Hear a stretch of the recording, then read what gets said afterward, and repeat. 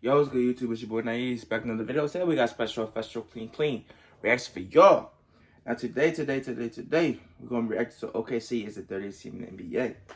Now, if you're a basketball fan, you haven't been living underneath a rock, you know, you feel me? Spurs took game 1, OKC took game 2. You feel me? It's cool, right? But if you watch the game, it do seem a little, it do seem a little suspect. You feel me? It do seem like the refs is helping them a little bit. You feel me? Because Hartenstein, right? You feel me? You asked. I'll let you know that, bro. I personally could take you on in a one-on-one. You feel me? This ain't no troll shit. I would bust your ass. You feel me? But look, if y'all watch the game, he's grabbing Wemby, holding Wemby the whole game. It looks like he's a fucking lineman. It look like you're pulling. You feel me? On top of that, speaking of pulling, he pulled Stephon Castle's hair. It didn't get tangled. He grabbed his hair and pulled it, yanked it down. Boy, what the fuck? But you know what, though? You feel me? I'm going to let this video basically explain it, you know what I'm saying? Enough talking. Let's get straight to it. Ow, stop it. Hey, I said stop it. What is wrong with you? Can't you play real defense? Oh, my bad. Gosh, thank you. That's it, I'm going Shaolin on you. Full disclosure, OKC being the dirtiest team alive is not the reason they won this game, but it is a major factor in how they played. And when that happens, it is going to be... Also, I will say, bro, they won the game fair and square. I can't really, you feel me? Well, I don't know if my opinion is going to change after the video, but they won the game. I watched it live. You feel me? We was coming back, chipping back at the lead, and then Stephon Castle turns the ball over. You feel me? So, you mean? The headline, even if you have a good game elsewhere. In Game 1, Hartenstein was a non-factor because his lack of shooting allowed Wemby to easily guard the paint, essentially making it impenetrable while the two were on the court together. As a result, he got a limited amount of playing time during stints where Victor was off the court and Cornette was in play. During the game planning, Daigneault looked at his 7-foot, 250-pound center, gave him a baseball bat and ski mask, and said, "Go rough up that Frenchman for me." Some of the plays where Hartenstein got physical with Wemby, I think, are more than passable as far as clean basketball plays go, especially in a playoff setting. And then there were plays where he just held Victor and prevented him from defending the rim. Usually guards have been allowed to maul centers in the past, namely Caruso, who did it in Game 1 against Wemby, and who also did it against Jokic last year in Game 7. But center on center just isn't the same, especially considering some of these plays that were just straight up dangerous. Remember when Kelly Olynyk got tangled up with Kevin Love in 2015? How well did that end? You can't allow this level of dirty physical play between two big men. Gee, Game 1 had great officiating. Zach Sarba is usually on point after all. Anyway, who's the lead official for tonight? Oh, brother, this guy stinks! I'm sure some Redditor is going to hyper-analyze every play Hartenstein was on Victor and determine how many of them were just flat out dirty, but this play, however, is the real story of the night. Going for a rebound. This is drawing, bro. I ain't gonna lie. Hartenstein, you cannot do this shit in the hood, bro. You cannot come down to Wilmington and do some shit like this. You cannot go down to Philly or do some shit like this. You feel me? Because I guarantee you, bro, if you playing street ball with a nigga and you grab his hair and pull him to the ground, bro, you gonna get shot, bro. I'm not on none of that shit. I'm just telling you, you feel me? I'm speaking like this nigga is gonna watch the video. Like, who the fuck am I, bro? You feel me? But yeah. Hartenstein grabs Castle's hair and pulls on it, allowing him to get the board. He was probably just angry he got put on a screensaver earlier in this game. Seriously though, this is awful. Suspension worthy? Well, judging by the fact that Victor turned into John Jones in round 2 and didn't get a suspension, no, it's not, but the league does need to address this. The more they make this behavior seem acceptable, the worse it's going to get as the series develops. And I know what some people are going to say, because some people have already said it. They were grabbing Shea all night. And do you know what? That's fair, and that is also a foul. You want to know why that is still worse for the Thunder, though? Because 1, the holding that's going on with Shea isn't bending his arms that could risk injury. 2, Shea isn't the rim protector being illegally taken out of a play at the rim. And 3, the Spurs don't expect to be rewarded for constantly flopping. You don't get to play brutish basketball on one end, flop like a fish on the other end, and then expect that you are held to the same standard of a cleaner and more ethical team by the general public. Alright, that point done. Surely the comments aren't burning to the ground right now. Apart from the constant wrestling matches that were going on, this game was great. As I said before, OKC being dirty isn't the reason they won this game. Their straight up defense was... I'm saying, bro, they figured out how to guard Wemby in Game 2. I ain't gonna lie, they were fouling, but at the end of the day, bro, you gotta give respect where it's due. Like, I want the Spurs to win, but OKC you feel me, they got an MVP on their team. You feel what I'm saying? I ain't gonna lie to you, they got the dub. I'm excited for the series though, bro. Like I said, my Lakers got eliminated, so I'm excited to just watch these games go to Game 7, bro. You feel me? Wemby is my new GOAT.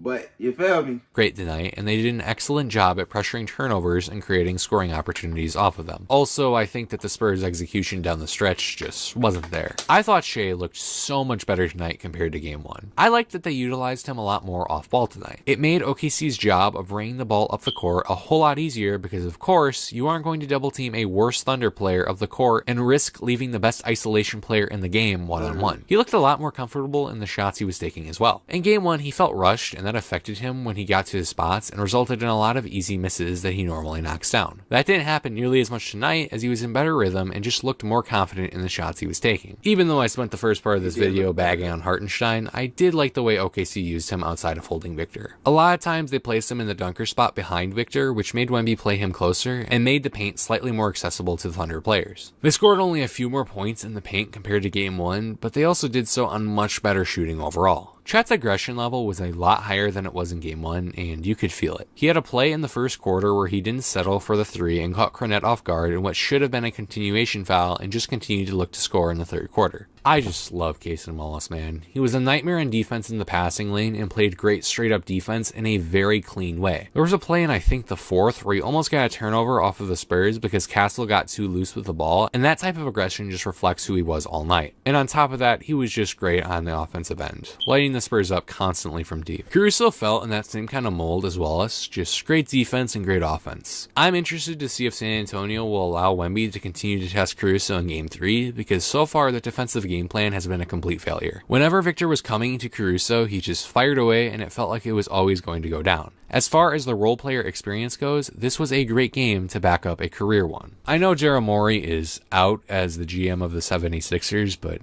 every single day the trade that sent Jared McCain away looks worse and worse. He was actually pretty bad in the first 3 quarters of this game, but something just clicked in the fourth quarter and he was just huge in allowing OKC to maintain a lead. I also thought AJ Mitchell was good. He looked a lot better than he did in Game 1. A lot of that has to do with the fact that he knew he had more opportunity because Jalen Williams was out. And I think that just gave him more confidence to attack, and he looked more similar to what he was earlier on in the playoffs. And lastly, Lou Dort did exactly what I wanted him to do after his Game 1 performance. He came out aggressive and instantly contributed more offensively to the game than he did in Game 1, even if his overall minutes were less. Also, good job at not being the dirtiest player in this game. You only had one real bad moment. That's improvement. On the Spurs side, my appreciation for Victor Wembanyama grows every day. I love how he embraces the physicality, even if it is dirty. And he do, bro. I ain't gonna lie, bro. He only had 21 points, but it's like, you feel me? If you was watching the game, he was driving and kicking out. You feel me? 17 rebounds. I don't know, man. I think I don't know like what type of adjustments they're gonna make in this game, but I feel like what they should do is definitely have like more niggas helping the ball handlers. Stephen Castle don't gotta bring the ball up at the court every time, and I feel like they should have like a I don't know what the fuck I'm talking about.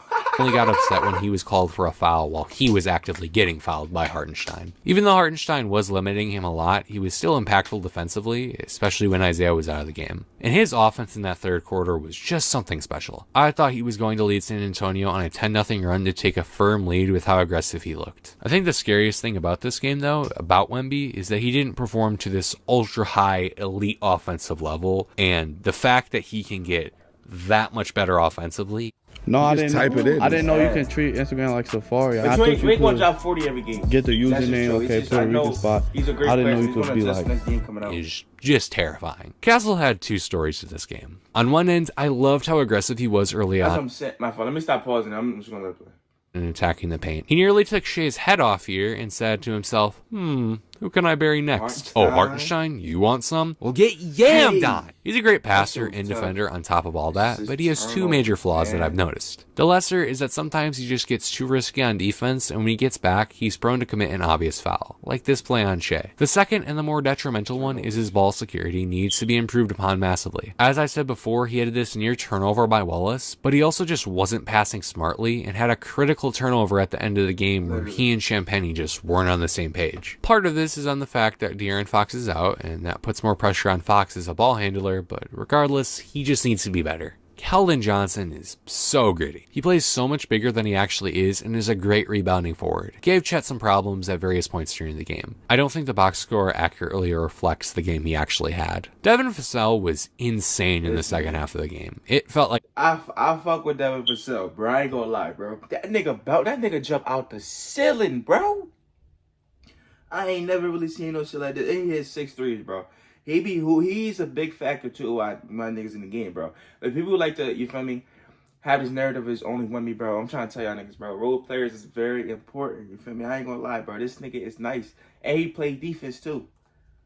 whatever shot he was taking, it was going in. He was huge in the Spurs' first little comeback in the third along with Victor and was just consistent throughout the whole night. I wish they looked to him to get a shot more in the fourth when they needed scoring because they pretty much relied solely on the Wemby Castle pick and roll, and only when Vassell was open was he actually getting a shot. Again, it hurts that Fox is out, but I think the Spurs' over-reliance on the pick and roll in late game situations is a little bit of a problem. And lastly, Harper is such a good rim finisher, it is easy to forget he's a rookie. You could feel the hole that was left in the game when he went out with an injury. The Spurs really missed his presence in the fourth. Also, Jordan McLaughlin was balling out. And speaking of injuries, can we stop doing those, please? First Fox, then J-Dub, then Harper, then Mitchell. This series' quality is just going to continue to get worse the more players that get hampered. Overall, I am still sticking with my prediction of Spurs in 5. For one, I don't think the gap in OKC and San Antonio in the turnover department is going to be as large in future games as it was in this one. This was a 5-point game without a minute to go after all. Some better execution by the Spurs down the stretch could have changed that. And I think the energy from San Antonio's home crowd will do wonders in their defense of home court. And lastly, Mitch Johnson and the Spurs will come up with a way to deal with Hartenstein. Defenders have been physical with Victor the entire playoffs, but not to this extent, and it should be a top concern for the Spurs to try to avoid it when they can. It did, after all, limit Wemby's ability to protect the rim, and that's the most valuable asset the Spurs have available to them. Thank you all for watching, and if you enjoyed, please consider leaving a like, commenting, and subscribing. Literally, man. Literally. But yeah, like y'all see it, man. Okay, see, I mean, it's like, I don't know. Okay, see, the only reason why I'm gonna keep it a bean. You feel me? They're a great team. They're the defending champs. You know what I'm saying? They nice. They got a flopping problem. If y'all watch the damn, especially Shea the leader of it. You feel me? If you watch the fucking, he falls on every time this nigga shoots the ball, he's falling. You know what I'm saying? How that work? But overall, man, the Hartenstein, you feel me? I think it's gonna be a great series, man. I ain't really too worried about it. You feel me? I got Spurs in 6 or 7. You feel me? But hopefully you guys enjoyed today's video. Hopefully the video wasn't too boring because his voice talking through the mic is like it's making you sleepy. You feel me? But like, comment, subscribe, follow the IG if you feeling generous. You feel me? I'll see y'all next video.